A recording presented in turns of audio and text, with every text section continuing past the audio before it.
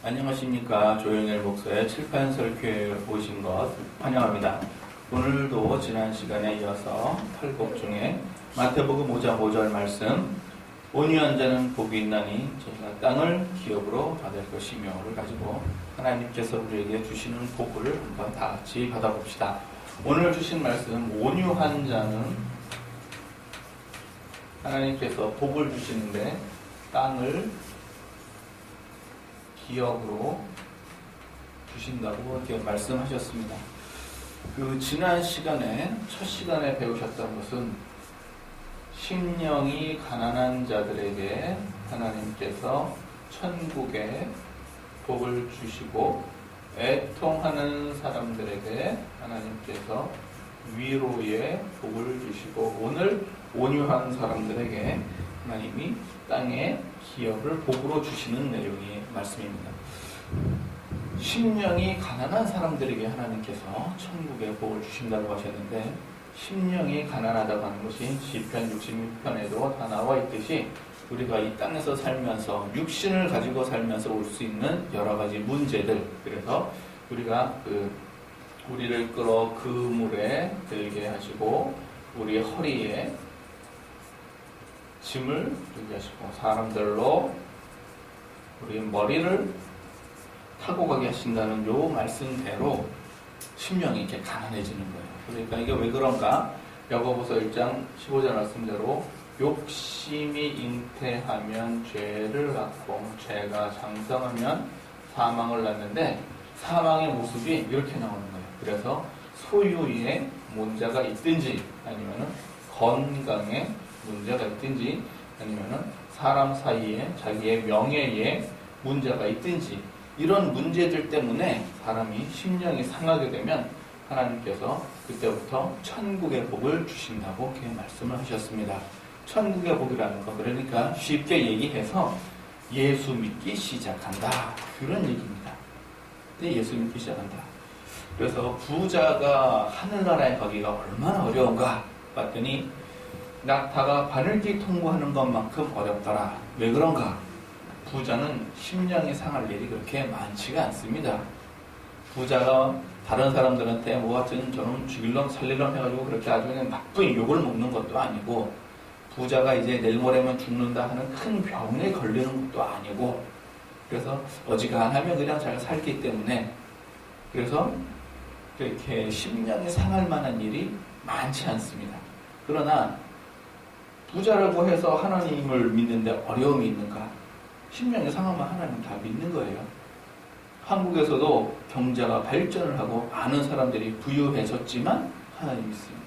또 이렇게 해서 천국에 임한 사람들이 복을 받는데 물질의 복을 받으면 또 부자가 되는 것이고, 어쨌든 그 심령이 상한 사람들에게 하나님께서 천국의 복을 주신다. 살면서 어떤 문제가 있으면 그제서야 그 문제를 가지고 주야 하고서 이제 기도하기 시작하죠. 그게 이제 천국에 임하는 것입니다. 천국 로마서 14장 17절에 있는 말씀대로 하나님께서 우리에게 의와 평강과 희락이라 이렇게 말씀하셔서 하나님이 우리에게 주시는 평강, 그래서 문제는 있으나 내 마음이 편안하다, 이거부터 이제 시작이 되는 것입니다. 이렇게 해서 천국에 임하게 되면 두 번째로 애통을 하게 됩니다. 이 애통을 한다는 것은 자기의 죄에 대한 애통인데 이 죄가 또 두 가지입니다. 그래서 첫 번째는 자기의 죄가 있지만 두 번째는 이웃의 죄가 있습니다. 이렇게 두 가지로 나눠집니다. 그래서 우리가 자기의 죄에 대해서 애통을 한다 그러면 예수 믿고 은혜 많이 받을 때 그런 경험들 많이 해보셨죠? 회개의 영이 임하면 어떻게 됩니까? 그러면 이제 회개 영이 임하면 이제 내가 뭘 잘못했는지도 모르지만 그 눈물, 콧물 다 나오면서 하나님, 내가 죄인입니다. 이렇게 죄인을 빽하게 된단 말이에요. 그러다 좀 지나면 내가 옛날에 무슨 죄를 지었나, 이게 또 일일이 다 또 생각이 나요. 그럼 그걸 가지고 다 어떻게 합니까? 회개를 합니다. 자기 죄에 대해서 회개를 합니다. 그러면 하나님께서 죄에 대해서 용서를 해주시니까 위로를 받게 되고요. 또 남의 죄, 이웃의 죄다 그러면은 어떤 저게 무슨 얘기냐? 저 사람의 죄법이 나한테 영향을 주는 거예요. 그래서 죄는 이 사람이 지었는데 그 대가는 누가 치릅니까? 대가는 내가 치르게 생겼어요. 지금. 이게 남자들 군대 가보면 아주 흔하게 알 수 있습니다. 실수는 선임병이 하고 뒷감당은 누가 해요? 쫄딱들이 하고 이런 거예요. 지도를 딱 펼쳐놓고서 저 고지다 점령하라 그래서 야 해서 올라갔는데 여기가 아닌가 보다, 야 저 산인가 보다. 이거 어떡합니까? 그런 거죠. 회사 안에서도 이렇게 마찬가지예요. 윗사람이 잘못하면 밑에 사람이 그거 해결하려고 막 뛰어다니고 그러잖아요. 또 이 친구들이나 뭐나 문제는 저 사람한테 있는데 피해는 내가 보는 거예요. 특히 이게 조직사회나 상하관계나 이런 게 있을 때는 이게 더 심합니다. 밑에 사람이 잘못하면 위에 사람이 잘못하면 밑에 사람이 이거를 다 그냥 자기가 다 끌어 떠안고 이렇게 가는 거죠. 이런 모습도 이게 흔한 것이, 그래서 이웃의 죄에 대해서 내가 지금 그것 때문에 좀 아파하는 것이죠. 그러면 하나님께서 어떻게 해주신다고요? 위로를 주신다는 겁니다.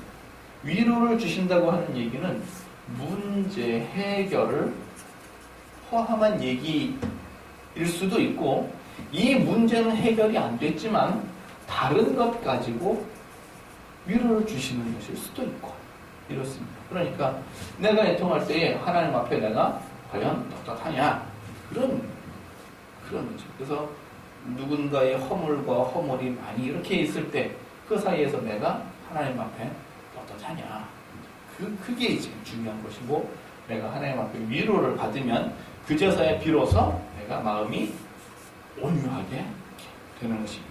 마음이 온유하다고 하는 것은 단순히 내가 화를 내지 않는다, 그 정도의 차원이 아닙니다. 마음이 온유하다는 건 단순히 화를 내지 않는다, 그런 게 아니고, 이 온유하다고 하는 것은 내가 하나님의 위로를 받고 온유하다고 하는 것은 이것은 담대하다는 얘기를 포함한 얘기입니다.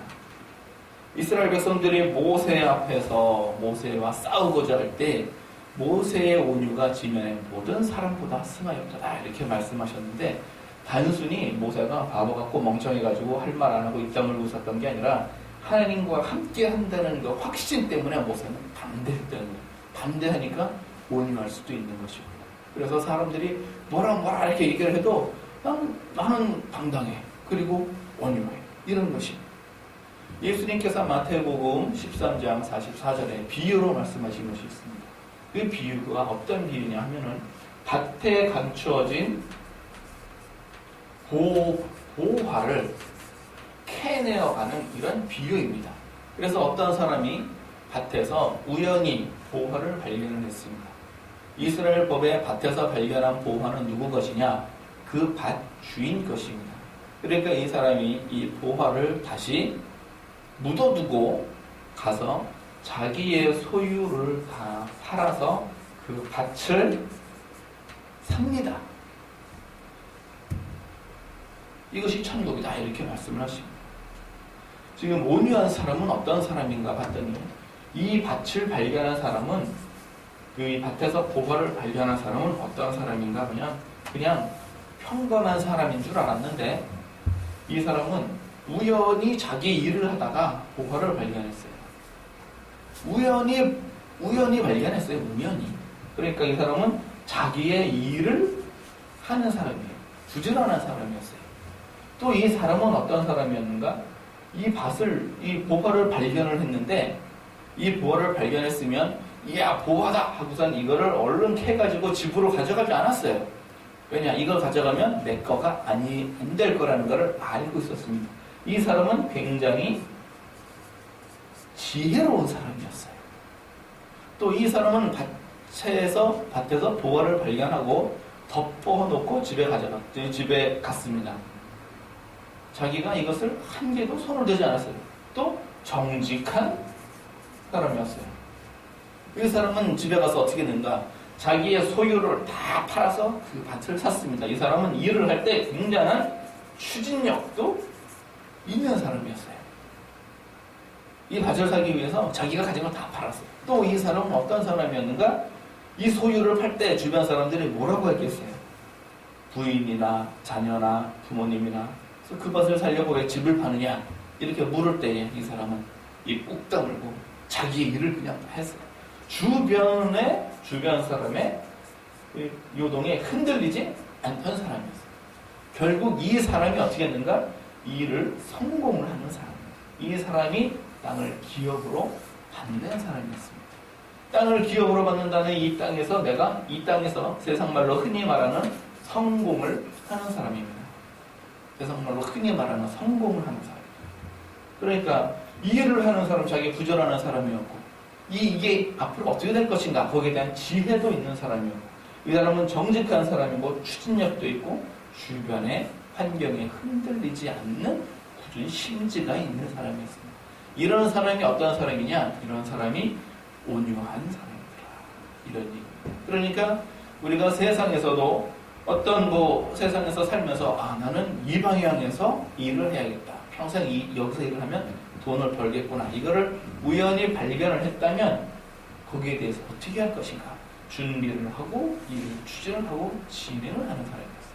이런 사람이 결국 승리를 하는 사람인데 무슨 일이든지 간에 사업을 하는 사람은 무조건 온유해야 됩니다. 한승질 하시는 분들은 사업을 오래 못해요.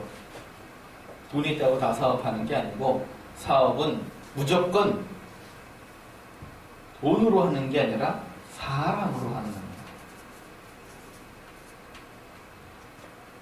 사람으로 사업은. 그렇기 때문에 사람을 다스리지 못하면 사업은 없어요. 사업은 안 됩니다. 그러니까 아무리 성질이 나도 말은 온유하게 하는 거예요. 그래야 말은 온유하게. 사람과 사람 사이의 관계에서도 마찬가지예요. 무슨 대화를 할 때에도 내가 화가 나는 일이 있어도 화를 냈다면 이거는 내가 담대하지 못하다는 증거가 되는 겁니다. 담대하지 못하면 내가 화를 내게 돼 있어요. 그러면 이미 대화에서 그 사람은 진 거예요. 그 사람은 진 거예요. 그러니까 우리가 이제 온유하다고 하는 말은 단순히 그냥 화를 안 내는 그런 것을 온유하다고 하는 것이 아니고 여러 가지를 포함하고 있는 것입니다. 하나님께 위로를 받은 사람은 하나님이 주시는 그 온유함을 가질 수가 있습니다. 그 온유함은 하나님이 나와 함께 하신다는 증거를 가진 사람이에요. 하나님이 내 죄를 사하셨다는 증거를 가진 사람이에요. 그래서 로마서 8장에도 주가 나를 위하시면 누가 나를 대적하리요? 하나님이 택하신 자를 누가 송사하리요? 이렇게 말씀하시는 것이 다 그 하나님의 대단한 위로를 받은 사람이 담대하게 말할 수 있는 것입니다. 그렇게 해서 오늘 주신 말씀대로 이제 하나님께서 우리에게 그 팔복을 다 주셨는데 오늘 세 번째 복 심령이 가난한 여러분들에게 천국이 임하시기를 예수님 이름으로 축원합니다. 애통하는 여러분들에게 위로를 받으시기를 예수님 이름으로 축원합니다. 위로를 받으신 여러분들이 하나님께서 여러분과 함께 하신다는 그 확실한 증거와 믿음을 갖고 계신다면 마음은 온유해질 것입니다. 이런 사람이 땅을 기업으로 얻습니다. 땅을 기업으로 얻는 이 사람은 어떤 사람인가? 부지런한 사람이고 지혜로운 사람이고 정직한 사람이고 일을 추진할 수 있는 사람이고 주변의 환경에 흔들리지 않는 사람입니다. 결국 이런 사람이 성공하는 사람입니다. 이렇게 해서 하나님 예수님께서 마태복음 6장 33절에 너희는 나라와 의를 먼저 구하라 라고 말씀하셨는데 오늘 온유한 것까지 이렇게 구하는 것이 이게 나라에 해당하는 것입니다. 나와 하나님 사이에서 어떻게 나의 신앙을 유지하는가 이렇게 해서 이제 모든 온유한 복을 다 받아 누리시는 그래서 땅의 기업을 풍성하게 받아 누리시는 여러분과 저 되기를 예수님 이름으로 축원합니다. 감사합니다.